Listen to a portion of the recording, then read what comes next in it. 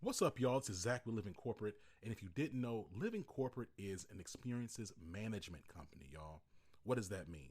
That means we help organizations support their go-to-market strategy through building market trust, as well as their employee engagement strategy by building employee trust. And how do we do that? Well, we have data analytics and organizational assessments.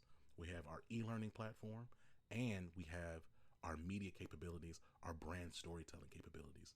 What you're about to listen to is an incredible conversation we had with the executive leader at Cap Gemini. Cap Gemini is a global consulting firm shaping the entire world, organizational transformation, digital transformation, technical implementations, you name it, Cap Gemini does it.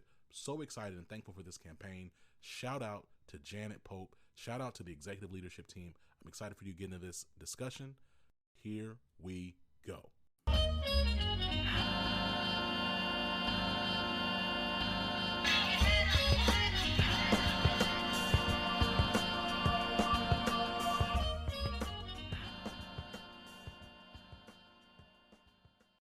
Saul, welcome. How you doing, man? I'm doing very well, Zach. How are you this morning? You know what? I'm doing well. Look, I want to get right to it. You're a sustainability executive at Capgemini. I'd love to understand how your role fits into the larger ecosystem, no pun intended, of the firm. You bet. So let me, first of all, thanks for having me. I really appreciate the airtime here, Zach. A little bit of background on me. I joined Capgemini about 2.5 years ago. Yeah. And as you mentioned, my role in life here at Capgemini is to help advance the sustainability ambitions and journeys of our clients in the Americas, and of course, to do so while advancing our own ambitions on sustainability at Capgemini. I pinch myself every single day that I'm here. I don't think there's a better place to do well by doing good. I think our leadership from Iman all the way, to the BU leads and the business line leads in the Americas have demonstrated a commitment to sustainability unlike anything I've seen since I started my career. So just very happy to be here, and thanks for having me. Hey, look, it's an honor. I'm excited about the conversation we're going to have, and I appreciate you slowing me down and backing us up a little bit. Let me re-ask, what is sustainability?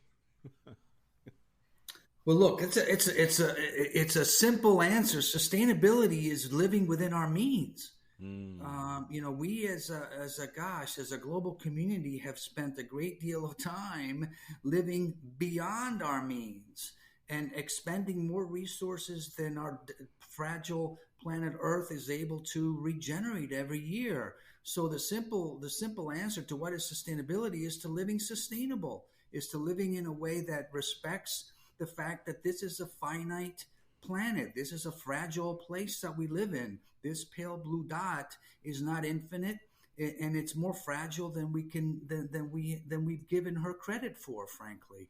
And so it's injecting that discipline, that philosophical thinking to every decision we make in life.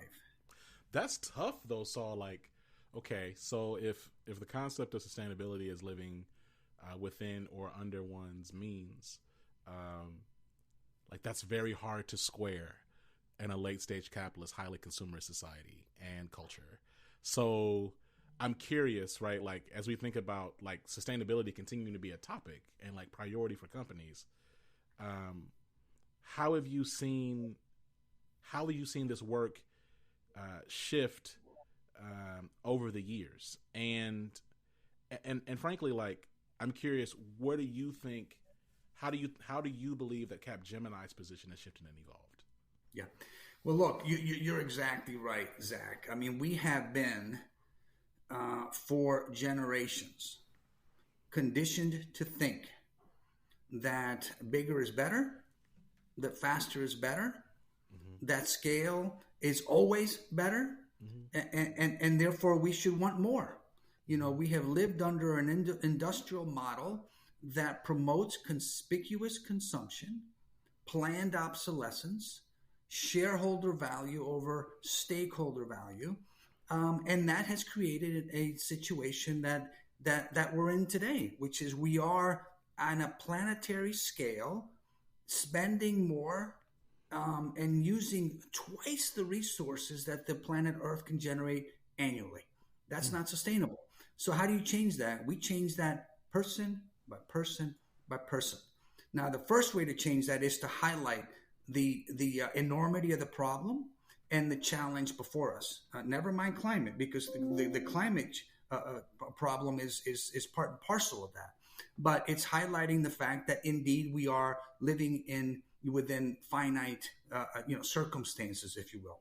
Number two is to work both sides of the equation. On the one hand is to get our regulatory agencies to force the discussion, to force reporting on again, what are you doing as an institution to be more sustainable than you are now? Mm-hmm. And what is it that you're not doing that's exposing you to future risk? Number one. Mm-hmm. So on the policy regulatory side, we have to, as Capgemini, use the bully pulpit, and we have been to continue to urge our policymakers to require that sort of reporting from our clients, and frankly, we do the same. But perhaps even more importantly, we as Capgemini need to work with our own clients and partners on the commercial side within industry to remind our counterparts in industry, our partners and our clients, that sustainability is not any longer a afterthought. It's not just a reporting requirement, but rather it represents a revenue opportunity for you. It represents growth opportunity. A sustainable business model is financially sustainable, every bit as it is resource sustainable. And that's something that we're doing very successfully at Capgemini. And in fact, we just released a report that we are beginning to see a change in the mindset of our partners and our clients in recognizing that, in fact, sustainability can be a profit center and not just a cost center. Let's talk a little bit more about that report. Because I wanted to ask about some goals and initiatives of Capgemini, but in light of the report that just got published, let's turn this into a highlight of the report. Some of the key things that you took away and that you hope folks that read it take away. Well, I think that probably the most important thing that I got from that report is that just 12 months ago, fewer than a third of senior executives that we spoke with regarded sustainability as mentioned earlier, an opportunity to grow a business and to opportunity to sort of grow revenues and to build new business lines, and did not see it necessarily as a sort of a priority. Whereas in 2023, just 12 months later, more than half of them see sustainability as something that they're going to commit to not just because it's required reporting, but rather because it represents an opportunity to grow business. That to me is one of the seminal takeaways, frankly, of that report. It's interesting too, because like when you talk about the idea of like, because you're right, like my initial thing when we talk about sustainability, I think about consuming less, spending less. I think about contraction. I don't think about expansion.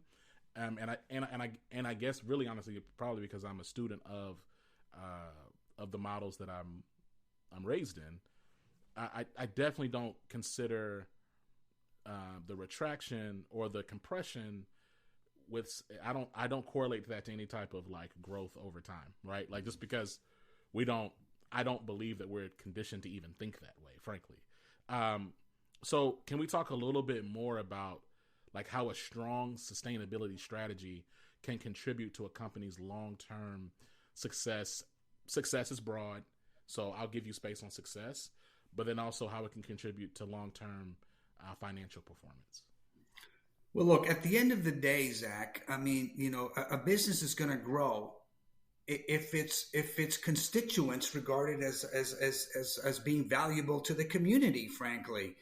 And so one of the things that's been enormously encouraging for me is the commitment to the environment, to social causes, to purpose by the younger generation of consumers.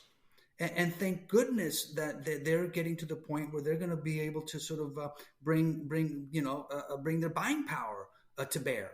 And so I've got children in two different generations, and all six of them, thank goodness, are very conscious of the environmental impact, sustainability footprints of the products they buy. Not to different degrees, of course, but certainly any organization that plans on being in business in the next 50 years needs to regard this next generation of consumers as being important to them. And so are there revenue generating benefits to sustainability? If you plan to sell, whether it's tennis shoes or transportation or homes or whatever it is that you're the business that you're in, whether it's commercial real estate, whether it's consumer products, et cetera, and you regard those consumers as valuable, you ought to begin to think about designing your products and services so that they minimize the impacts that they have on the environment, and frankly maximize the impacts they put back into society. So yes, it is something that it's certainly my hope that commitment on the part of the next generation consumers is not going away. And at the end of the day, that's what drives business growth. It's interesting, Saul, like when I look at those who are focused in the ESG space more broadly, those who are really like passionate about like environmental sustainability across the world, like there's more and more explicit conversations about systemic injustices, environmental racism, structural inequities, things of that nature. There's a large school of thought that says it's really impossible to authentically engage in like sustainability and conservative conversations without looking at systemic injustices or societal issues at large and the interconnectedness of it. Do you agree with that, or do you believe that these things can kind of be engaged in a vacuum? No. I absolutely agree with the notion that to be sustainable, we all have to be sustainable, and it makes zero sense to sort of to have a positive impact on one aspect of society at the expense of another. I mean, for example, there's a great deal of discussion around what's happening around the Amazon rainforest. And I speak to this all the time, and my colleagues at Cap Gemini fortunately do the same. And let me give you a startling statistic. I was involved in launching a program called Energy Star, which you may be familiar with, and I was one of the founders and launched it and ran it for quite some time. It's now a 30-year program. Over the course of its entire history, that program has reduced greenhouse gas emissions to the tune of 5 billion metric tons of carbon equivalent, which is like taking 1 billion vehicles off the road, which is about 5 times the U.S. fleet. Now, the Amazon rainforest, just over the Brazilian section, became a net emitter of greenhouse gases for the first time ever, last year in 2023. And it resulted in greenhouse gas emissions of 5 billion metric tons of carbon equivalent. So essentially erased the entire success of that Energy Star program in 1 year. Why am I mentioning that? Because there's a great deal of discussion about what we can do. Well, there are a lot of indigenous communities in the Amazon rainforest that rely on deforestation, that are building, artisanal businesses around and that are benefiting, frankly, from the fact that we are cutting trees in the Amazon. So how do you address that? We can't ignore the reality that for us to curb or reverse the massive amount of forestation that's happening above the Brazilian section of the rainforest, that's not going to displace certain communities. So we have to find places for them as well. So a fully sustainable approach needs to embrace, yes, all parts of society. We can't leave anyone behind. There's a great deal of discussion around, narrowing the digital divide. The same thing when 5G became, mainstream, if you will, there's a lot of discussion around, does it in fact have the kind of, positive impacts on underserved populations in the inner city? And there was a great deal of investment by the major technology firms to make sure that no one was left behind. The same thing holds with sustainability, no doubt about it. When we talk about the digital divide and frankly, like just technological empowerment of different communities, like something that is I know top of mind for Cap Gemini, as like most professional services firms, and frankly, like most tech companies in the world right now, is AI. Right? There's so much excitement about AI, but I know that there's a large bit of effort to point to the reality that AI consumes a ton of water, right? Like these machines use a ton of water. I know that Capgemini, like I said, like most tech companies, are excited about generative AI in ways that it can help not only enhance and create value for themselves, but also their clients. But I'm curious, like, what are your thoughts on ways that organizations can leverage this technology while at the same time honoring its sustainability goals? Yeah. Thanks for the question, because we're doing a lot of thinking within the sustainability leadership team about how best to deploy AI, and by the way, specifically generative AI, to help some of us solve some of our problems. So you're exactly right that it currently uses a disproportionate amount of water, and it certainly represents a disproportionate level of greenhouse gas emissions. And so we talked a lot about this, but look, that doesn't mean that generative AI can't solve its own problem. One of the things that we've begun to think about here within the Americas team of Capgemini and sustainability is whether we can deploy generative AI to help address one of the significant problems on Scope 3 emissions. Less than 1% of Scope 3 emissions are yet to be measured. They're all modeled. And so can we sort of deploy, if you will, generative AI to identify those greenhouse gas hotspots across a global supply chain to help address them and pinpoint them, and of course, engage suppliers to reduce that. We think there's an enormous opportunity to do that. The other opportunity is an obvious one, which is why not deploy generative AI to help fix itself? There's no reason why generative AI can't answer that question. Now, I don't know exactly what that battery of questions is, but that would be a compelling set of, a set of questions and an exciting exercise, wouldn't it? If we deploy generative AI to help sort of reduce its own solution stack. How does it sort of deploy, machine learning perhaps in an expedited manner so that it doesn't have to scan the market for answers and terminology if in fact those can be learned very quickly, and those paths don't have to be sort of repaved, if you will. So the quicker ironically, Zach, the more we deploy generative AI to address sustainability, the smarter it gets and the less impact it has on water usage and greenhouse gas emissions, because it will have already learned the pathways to answer the subsequent questions. That's a very interesting answer, Saul. That's really cool. Thank you. I would imagine, right, just like the nature of your work, there's an ecosystem that you're engaging literally, but then there's also like the ecosystem of Capgemini. Can you talk about like some of the relationships that you're having, that you have to manage internally to progress the sustainability strategy for the Americas at Capgemini? I'd love to hear more about that. Well, I think Capgemini is sort of the perfect combination of a culture that embodies and rewards entrepreneurship,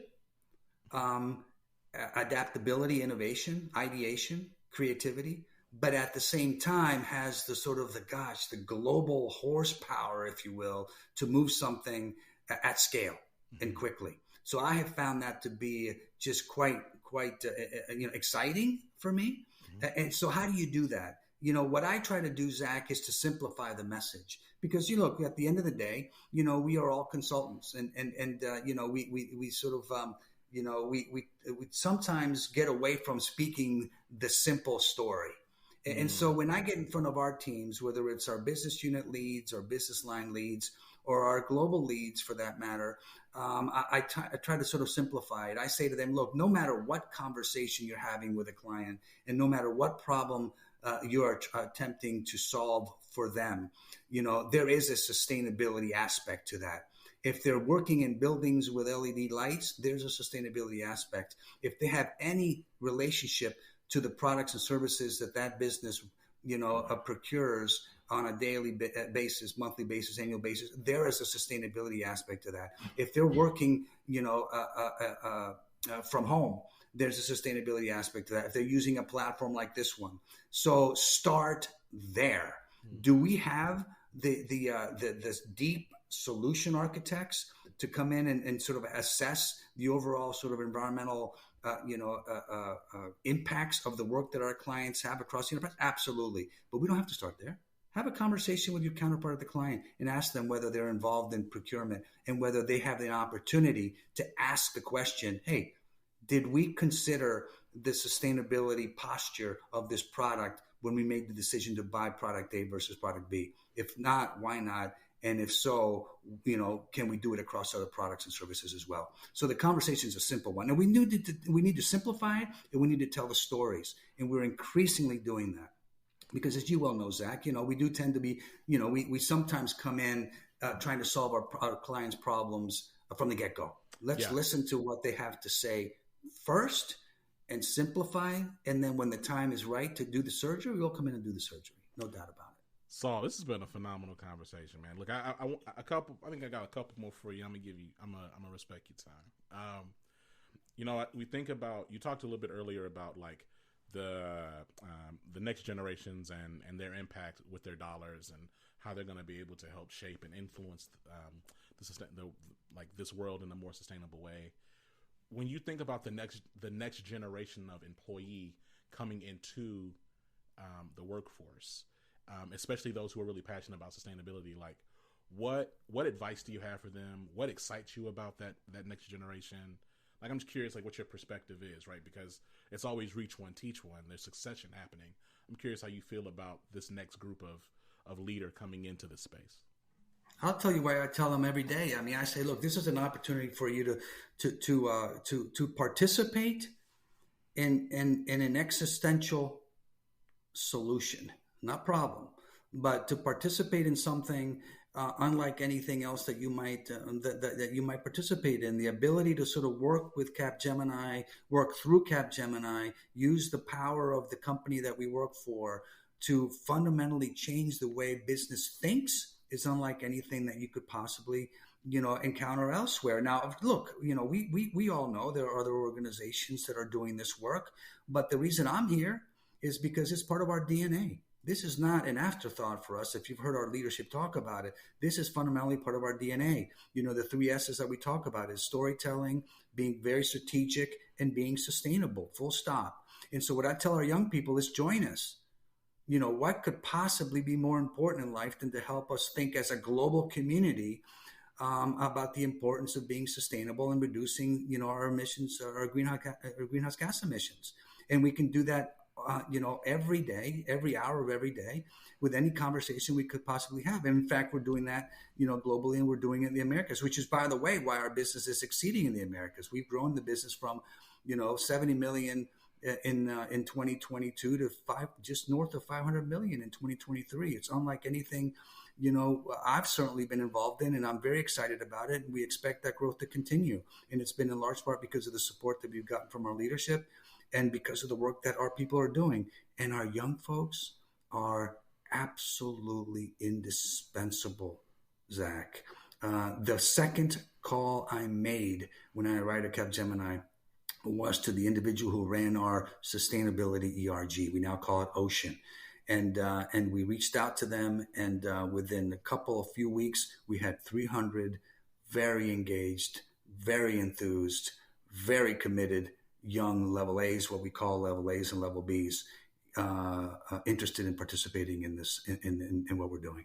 That's incredible. It's interesting. So we're in this season right now, and for the sake of like posterity, I'll say, like, we're recording this at the top of 2024, right? So we're in the middle of the election cycle. There's a bunch of talking heads who are demonizing sustainability, anything around diversity, anything around equity or inclusion, anything that would seem like you're actually helping or trying to protect anything or anyone is really kind of in the middle of a lot of folks' sites right now. And everyone is not Capgemini, right? Like, every organization doesn't necessarily have the clarity of focus and vision and purpose to just like push ahead with sustainability in the same ways. Like, what advice would you give to executive leaders who may be feeling the social pressures from these talking heads, as well as maybe curiosity or skepticism from some of their clients, but they still want to figure out ways to be more sustainable? Like, what things would you tell them? Well, look, it's hard to do this work, certainly in the United States, and not be aware of the partisan nature of the discussions across all topics, including, of course, climate change and sustainability and environmental justice. etc. I mean, it is something that is hard to ignore. The way that I see it is that all the topics that we've talked about, Zach, transcend politics. And we, at the end of the day, each of us who's in a position to make a change, to have a simple conversation with someone, to make a simple change in our lives, to expand that to 10 people, to 100 people, we need to do that. And we need to do it now. And we need to become active in that regard, whether through the work that we do or through the stuff that we do at home or how we play, how we interact, etc. And as I said, there's not been a better time. And look, we're not going to politicize this conversation, but we have an opportunity with the Biden administration at the moment to ride that as much as we can, because, they have given us a gift, which is they've given us a gift not only of investment, but also of voice in all of these discussions. And what I tell people, let's take that and run with it. It is, of course, what I believe and what I tell our young people and the older generations as well, which is we have an opportunity now. If not us, then who? If not here, then where? If not, now, then when? And we sit at the intersection of all of that. And so, yes, this is a golden time for us. I've been doing this, Zach, for 32 years. As I mentioned back, started my career with the Environmental Protection Agency with the Energy Star program, but I don't believe I've ever been, involved and been present in a time where there was more opportunity to promote what we believe in. Sol Salinas, man, it's been a fire conversation. Hey, man, you're dynamic. We gotta get you back on the show, man. This was good. This was good. Look, I'm happy to be here, Zach. Anytime. Hey, man, look, looking forward to everybody hearing this, and we'll talk to you soon, brother. Thank you. Yeah. Thanks for having me. Okay, Thank you. Great to speak with you. Peace. Bye. All right, y'all, that does it for us today at Living Corporate. Thank you so much for checking out the pod. Make sure you click the links in the show notes to learn more about Cap Gemini and all the incredible work they're doing all around the world. Very excited. See y'all next time. Till then, peace. Living Corporate is a podcast by Living Corporate LLC. Our logo was designed by David Dawkins. Our theme music was produced by Ken Brown. Additional music production by Antoine Franklin for Musical Elevation. Post-production is handled by Jeremy Jackson. Got a topic suggestion? Email us at livingcorporatepodcast@gmail.com. You can find us online on Twitter, Facebook, Instagram, and living-corporate.com. Thanks for listening. Stay tuned.